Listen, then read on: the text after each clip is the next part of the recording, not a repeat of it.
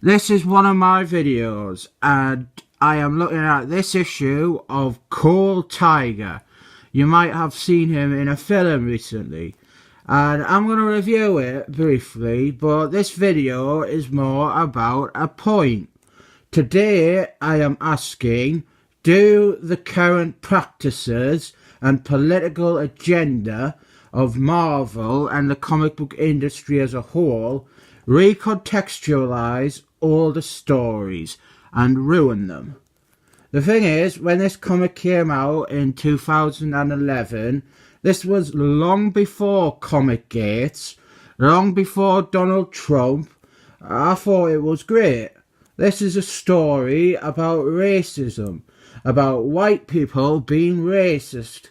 It didn't really stand out in 2011. It seemed like a story you would naturally tell with a character like this. But now, I look at it, and I can't help but see Diversity and Comics, Richard C. Meyer, tearing this up, or that Umbrella guy criticising the heavy-handed use of politics, or Yellow Flash making the writer of this comic Cook of the Week, although I don't think he does that anymore. I liked this story. I thought it was good, but I'm having a hard time with it now. First up, I look at it. We have got a cover by Patrick Zurcher, a bitter old man who hates fans. He blocked me on Twitter for pointing out a double standard of his. The artist of the inside is Francesco Francavilla. I really like his art, I always have, but he is very outspoken on Twitter too. He's got the whole thing against customers going. And both these people, they are far left and were involved with this comic. And now it seems less like a legitimate story than them doing exactly what creators do now, using comic books as a platform to preach their politics. It's a shame. I don't know much about the writer, David Liss. He might be a normal guy. And I will say, from a writing standpoint, the anti-racist message is done with a bit more finesse than if it was done right now. As a writer, I would put David Liss above anyone currently working at Marvel. Right, the story is, we start off with the backstory of this guy. This white guy who is a racist. As I said, I think this bit is done fairly well. The guy is at first seemingly a normal guy. He's not a redneck or a southerner or a skinhead. And we start off with him being chewed out by his boss at work, who happens to be vaguely Middle Eastern, and he goes home and moans about his boss to his girlfriend. And at first I want to say, oh, this is really well done, because the racist element hasn't come into it yet. They've introduced this character and he seems normal. This guy could be sympathetic. But somehow he has a critical character flaw that made him into a racist. But unfortunately, it straight away goes pretty hardcore with the bigotry right here. Out of nowhere, he keeps mentioning an old villain called Hate-monger, who he thinks is the best. And the guy goes from being someone with potential of being a fully fleshed out character to being a one-note idiot, kind of like a caricature. Then he goes to work dressed as the hate-monger, and he says, oh, you can't fire me for my political beliefs, and they do fire him. I think this is a bit unbelievable, because why would they all recognise him in like a crap cosplay as a minor supervillain? But he basically becomes a total loony after that. He starts making racist YouTube videos. And again, this is before diversity and comics and stuff like that. This is the exact sort of thing that they would be doing in a comic now, but with this clearly meant as a reference to him.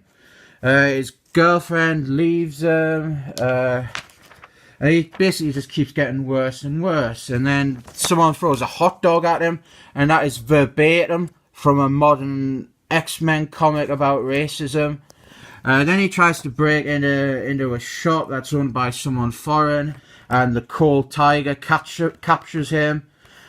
It's bad, this start. I remember thinking back in the day, this was good, that they were setting up the villain and giving him a bit of backstory. But now, I just compare it to modern comics that do stuff exactly like this, and it comes across really bad. It's really ham-fisted and done with the subtlety of an ox. Then what happens is the spirit of the original hate-monger, it gets cast down to earth and joins with this guy that loves the hate-monger.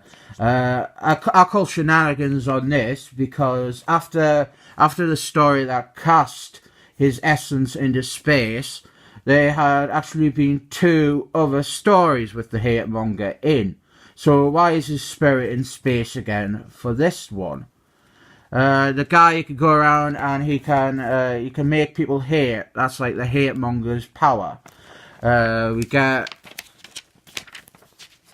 a quick little action scene here showing the coal tiger stopping some muggers.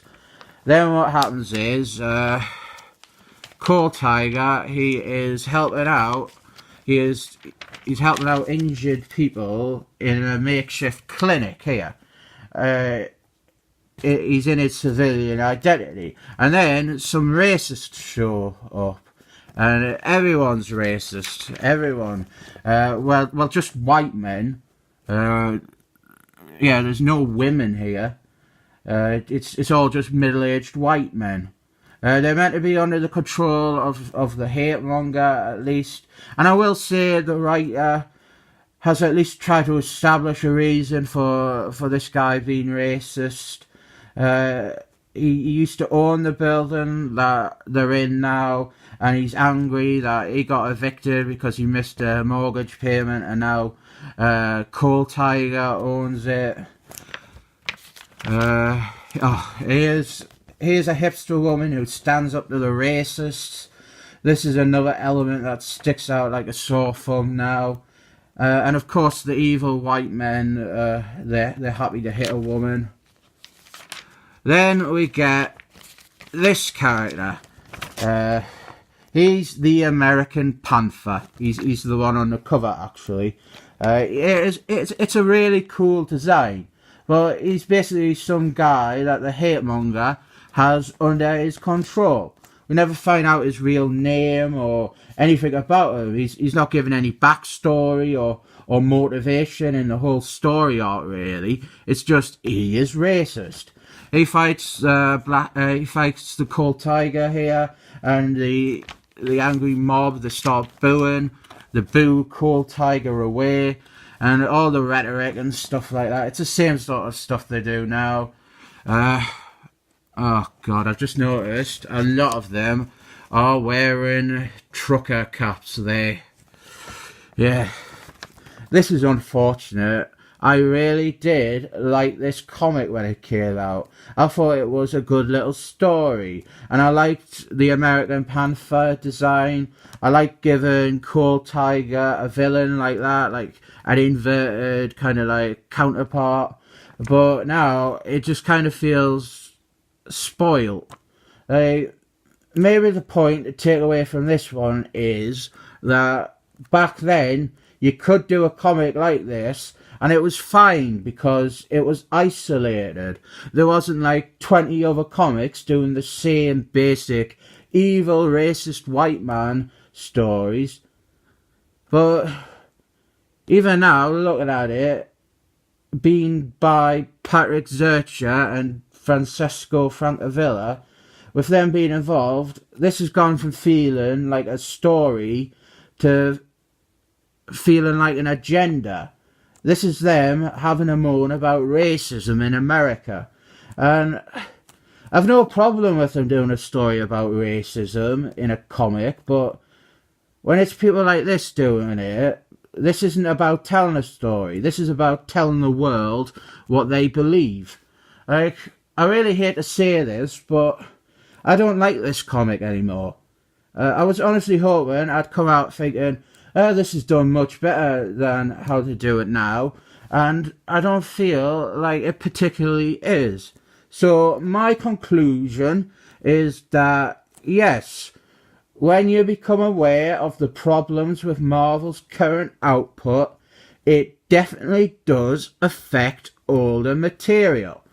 This is well drawn. Oh, that's an advert. This is well drawn. It seemed well written once. But when you look at it after having seen Marvel Comics descend into political propaganda and having seen both the artist and the cover artist espouse extreme political views and anti-consumer sentiment, this comic, it just doesn't feel all that different from what they put out now. I will say the standard is a bit better, the art is nice, and the narrative is told correctly, I guess. And the actual racist comments, I guess, aren't as over the top as they would be now. If this came out today, yeah, it fit in, but I think in terms of production, it'd be a bit more top end. But still, I can't look back on this comic that I once liked and see anything but the creators injecting politics. Politics that I agree with, by the way. I hate racism. I hate racism. I mean, that goes without saying. But actually, you know what? I hit the nail on the head there. I hate racism. It goes without saying. We get it, Francesco Francavilla and Patrick Zercher. You hate racism. It goes without saying. I'm only going to rate this one 7 thumbs up.